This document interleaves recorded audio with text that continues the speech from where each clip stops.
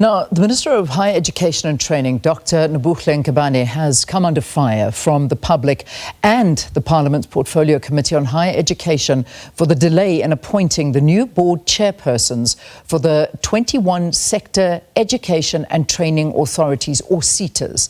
Now, this is ongoing allegations of financial mismanagement and corruption at SETAs continue to surface, exposing the dire state of the sector. An article published by the Sunday Times yesterday alleges that irregularities in the appointment and procurement process of a biometric system worth 13 million rand have been siphoned out of the embattled Construction Education and Training Authority. In response to our interview request, the Construction Education and Training Authority said they will not be granting interviews as the matter has now become legal and is before the courts. But to discuss the state of SETAs and the impact on youth skills development, we are joined by Wayne Duvenage. He's the Chief Executive Officer of the organisation Undoing Tax Abuse, or OUTA. Wayne, always a pleasure. Thanks so much for joining us on the programme. Hi, Leah. Nice to be with you. Incredibly damning allegations in the Sunday Times yesterday, talking of irregularities in the appointment and procurement process of two contracts, basically involving 13 million rand regarding a biometric system. Talk to us about this. This is very concerning. Yeah, it is. In fact, it started out at Services CETA prior to it then finding its way into the construction CETA. If we go back to 2018, 3-year whistleblowers came to our offices then and exposed what was happening with Grace and Reed and a number of companies. And some of those services and items were never even delivered. And we can see this plan and this network of corruption across many SETAs, by the way. We've seen links to the insurance CETA, construction CETA, as you say, services CETA, ETDP CETA, the 21 SETAs, not all of them are implicated in such corruption, but the network is very wide, and it is costing this country billions of rands over a number of years. And this expose in the Sunday Times on the construction CETA is just one of many. So it is damning. It is having a serious effect on the amount of money that should be going to upliftment of the youth and development and training. Yeah. And sadly, Leanne, if we don't quell this, if we don't get on top of this, and I think the minister has inherited this, by the way, from a decade of these networks being set up, with Bladen Zamanda being the head of this department, by the way, and it found its way into the National Skills Financial Aid Scheme, NSFAS, which, as you've been reporting on, for a number of years now, the maladministration that's been taking place there. So it's going to take some time to fix this, but the new minister has unfortunately inherited a mess. Yeah, it really is. But let's talk about how far back these allegations go, because, I mean, this isn't new. It's something we've been speaking about, and you mentioned this, that the minister has inherited this. But how far does this go?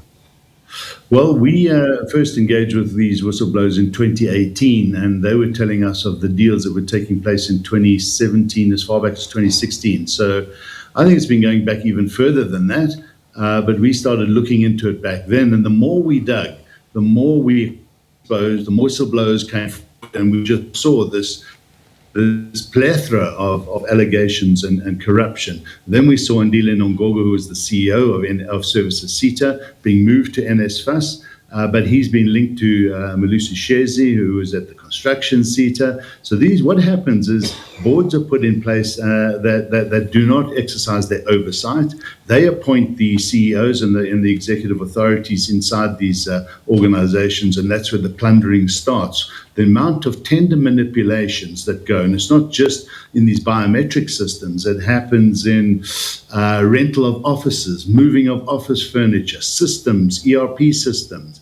The list is long. Every opportunity that is found, you have inflated prices, tender manipulation, supply chain management manipulation. And when people stand up, by the way, Leanne, and get in the way of this corruption, they are simply removed from these organizations on trumped-up charges, suspended, their lives are ruined. We've been doing a series of interviews with whistleblowers, and it is just so heartbreaking to see how their lives are decimated, and their livelihoods are just, it's really, really sad. Yeah, I mean, you, as you say, this was back in 2018, 7 years ago. You investigated one of the companies that has been again named in yesterday's article, a service SETA, 163 million contract. That was Grayson Reed. What do we know about the company and its links to SETAs? Well, there's a number of directors there. What they did was change their name, by the way. They just set up different companies, and the same directors follow the perpetrators of these manipulations into other companies. But what happens is they link up with other fintech companies. They set up biometric systems for students to register for courses and so forth, to pay the stipends. And it never happens. There were complaints from day one once the new systems were introduced. We found a number of items that were charged for were never even delivered to Services SETA.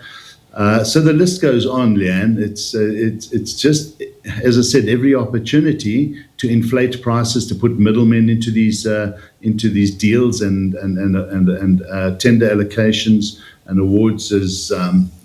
We've got probably about 20 to 30 different cases, and more coming forward as we engage with more whistleblowers. So, I mean, we're busy talking about the Construction, Education and Training Authority, so that SETA, because it's in the spotlight right now, because it just happens to be on the front pages of the newspapers. But, I mean, OUTA have over the years been investigating other alleged irregular maladministration at a host of different SETAs. At the heart of it all, I mean, you speak about what whistleblowers go through, you speak about this corruption, but what have been your findings? I mean, what have you found investigating these SETAs? Well, that's, these CEOs get in the way of the corruption that is exposed. Sometimes people report their concerns to the internal whistleblowing hotlines, only to find out that the very people who are implicated in the challenges are the ones who receive those whistleblowing tip-offs, and then they concoct charges against them and have them removed. So that's the one thing, is removing the good people inside the system that get in the way of the corruption. Then we've seen, in fact, in the construction SETA, we've seen the HR manager sidelined so that the CEO can take over the dismissal of staff and the appointments of new people. New people are brought in, by the way, to cover up their tracks. So the IT departments have been, people inside the IT departments have been moved aside because they've got access to following the trails of emails and the bid evaluation documentation. So they get sidelined and new people are brought in. The supply chain management process is just abused completely. And so we see laptops are taken away, and we've seen, as I said, the blame is often shifted to some of the people who stand up against the corruption. And they're not given a chance, by the way, to even explain their role and their part and how they've tried to stop the corruption, and they just get removed from the system. So it is a cesspool of corruption going on right now. It is, and every year we see the numbers rising and rising and rising amongst the youth, and they have the highest unemployment rates in the country. And I imagine, and maybe I'm wrong, and perhaps please you can inform us of this, but the SETA's alleged mismanagement of these funds, surely this adds to it. We're failing the young people of this country. The funds are not going to them. We're failing the youth. We have serious unemployment. The idea and the concept of the SETAs was good. There are 21 of them in various different industries. But I think you'll find that 10, 15 years ago, businesses were involved in recouping some of their skills development levy spend in training up the youth. And today, if you ask HR executives of many companies, large companies, they've lost faith in the system. And that's made matters worse. They've introduced new regulations and rules that allows the SETAs to have discretionary spending. And you know what happened at the National Skills Lottery when discretionary spending was given to the senior management. They start concocting their own schemes, setting up own companies. What we have seen as well is a plethora of service providers in the skills development space that have just been set up. And if you go and investigate and look at their facilities, they hardly exist. So we're getting very poor quality. We've got ghost learners in the system. So you and I might be employing somebody with a qualification that is fictitious. What needs to happen here, Leanne, is a complete overhaul of the system. We need to get business and government together. We've implored the minister to start taking action to appoint these new board chairs as soon as possible, and stringent, good quality board chairs so they can exercise good oversight. And we need to clean up here. Otherwise, the system is going to fail us completely. It needs to be fixed. And we hope the new minister, who's just been put in this position recently, can get on top of this problem. And we're willing to help and assist, but we need her cooperation. So let's focus on the minister herself, because this has been not a great start for the Minister of Higher Education and Training. It really hasn't. I mean, Dr. Nobuhle Nkabane has challenges in every direction. And I mean, if we look at this, there's a lot of allegations that Nkabane is interfering in board appointments, bypassing proper governance processes to install politically aligned individuals into SETA leadership. I mean, there's critics who are arguing this undermines transparency, and it's a form of cadre deployment, which of course further weakens skills development. So perhaps you want to focus on the minister. She's the right person for the job. Soon after the new administration came in towards the middle of last year, we reached out to the minister, and it took some time for her to settle in. By the way, we very seldom get meetings directly with ministers. Every now and then we do. Eventually, we did meet with the minister at the beginning of the year. And we explained to her the extent of corruption. And she has reached out to us to say, right, we need to assist in fixing this problem. Then we indicated that with the new boards now coming to being, because they last for 5 years, it's time to change the boards, specifically the chairpersons. And they will then in turn appoint the new CEOs whose terms had already also come to an end. Sadly, and this is what happened, we believe, she thrust into her hands from the ANC cadre deployment team was this list of board chairpersons for these 21 SETAs that we do not believe was her choice. These were politicians, highly connected political people, even family members of politicians. We raised our concerns with her, and that list was pulled. The president got behind her, and they acknowledged that it was wrong to have put such a list forward. I don't believe it was her doing, but she was caught up in the turmoil, and she was called to answer in Parliament. I think she was put into a very tough position, but this is what happens, is she's got to answer to how she managed that situation in Parliament.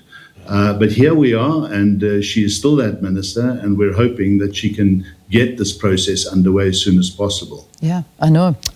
Before I let you go, Wayne, we've come to the end, but I mean, we've heard now that both the National Skills Fund and SETAs will have a combined increased budget of 27.8 billion rand in the net financial year.